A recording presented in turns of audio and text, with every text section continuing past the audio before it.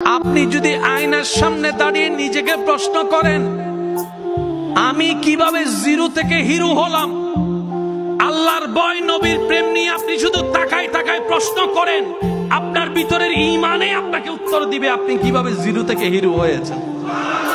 আজকে একটা ছোট অঙ্ক বোঝার চেষ্টা করি, সবার মনোযোগ আছে? সহজ অঙ্ক হচ্ছে, ঈমান পরিপূর্ণ, নেক আমল বেশি, জান্নাত। ঈমান নাই, জাহান্নাম। ঈমান আছে, নেক আমল বেশ কম, গুনাহ বেশি, জাহান্নাম হয়ে জান্নাত। একটু মনোযোগ দিবেন। ঈমান আছে, গুনাহ কম, সওয়াব বেশি।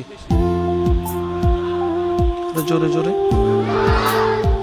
ঈমান আছে, সওয়াব কম, গুনাহ বেশি, জাহান্নাম হয়ে ঈমানই নাই। একটু সবাই বলেন ঈমানই নাই। এই ফয়সালা নিয়ে কারো কোনো দ্বিমত?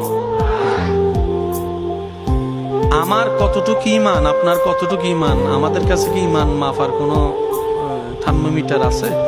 তাহলে নিজেরাও জানি না ঈমানের কত পার্সেন্ট আছে আমাদের।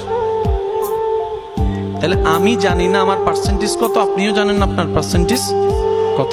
সেজন্য আল্লাহর কাছে সবসময় দোয়া করবেন, আল্লাহ আমার ঈমানকে তোমার পছন্দের মতো করে ঈমান বানিয়ে দাও। সবসময় এই দোয়াটা করবেন, আল্লাহ তুমি যতটুকু ঈমান দেখলে তুমি খুশি হবা, আমার ভিতর তুমি ততটুকু ঈমানের মজবুতি দান করো, নূর দান করো, আলো দান করো। সুবহান।